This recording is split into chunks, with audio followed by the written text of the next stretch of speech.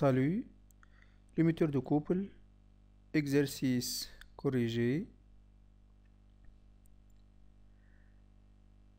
Le limiteur de couple au manchon de sécurité, c'est un dispositif de sécurité qui évite toute surcharge ou blocage d'une machine. Lorsque la surcharge a cessé, il y a à nouveau entraînement sans qu'il soit nécessaire d'intervenir sur le limiteur de couple. La commande est intérieure, le contraire d'un embrayage qui est commande extérieure.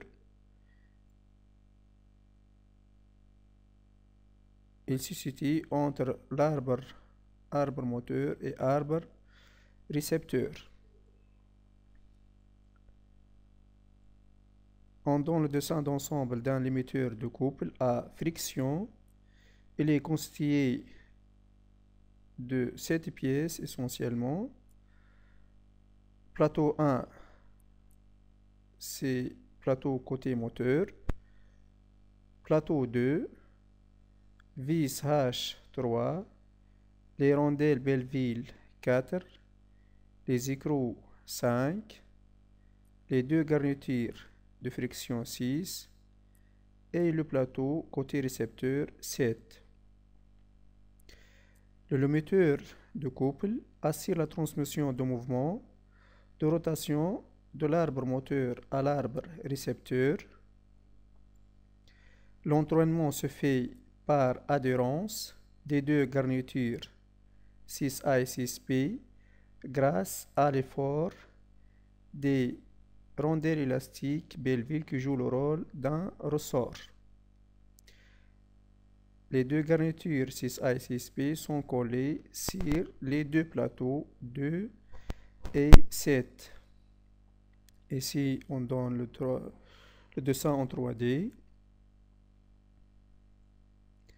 En cas de surcharge anormale ou de blocage accidentel du récepteur, l'arbre moteur continuera à tourner, mais il y aura glissement entre le plateau 1 et les garnitures 6A et 6B. Ceci, le plateau 1 continuera à tourner. Il y a glissement entre 6A et 6B ici,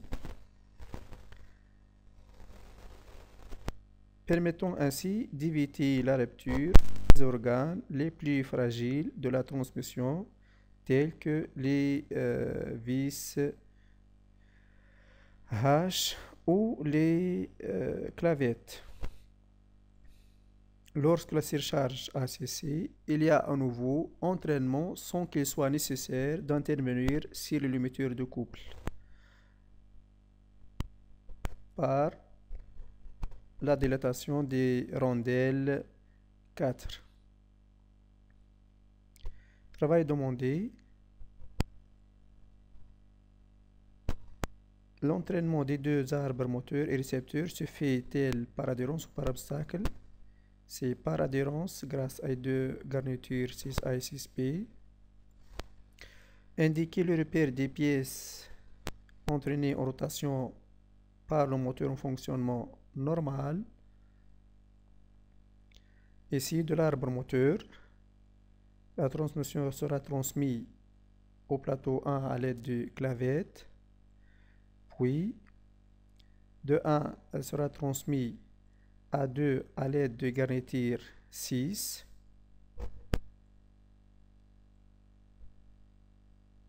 Et de 2 à 7 grâce au vis H3.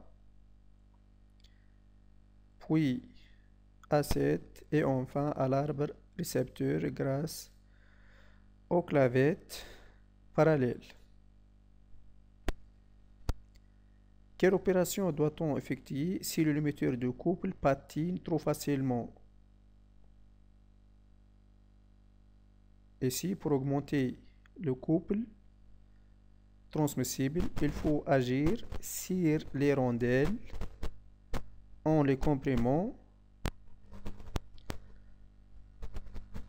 par le serrage des écrous 5. Donner le rôle des rondelles 4. Le rôle des rondelles 4, c'est créer l'effort presseur nécessaire à l'adhérence. Donnez le nom des différentes pièces si le dessin en perspective. On vous donne le dessin en 3D ainsi que le dessin en 2D et la nomenclature. Et on va identifier les différentes pièces qui constituent ce système. Ici, le plateau côté moteur, plateau 1, le plateau 2, les vis H, les vis 3, les rondelles Belleville 4, 5, les écrous H, 6, les deux garnitures de friction et enfin le plateau côté moteur.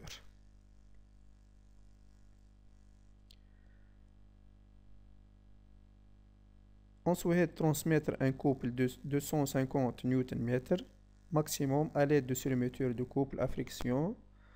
On vous demande de calculer l'effort de compression pour lequel on a un glissement lorsque le couple à transmettre atteint ce valeur.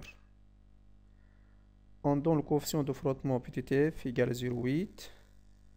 Les rayons de garniture seront pris directement à partir du sein d'ensemble ou mesurés à partir du sein d'ensemble, c'est posé à l'échelle 1. On rappelle de la formule de couple transmissible. On va chercher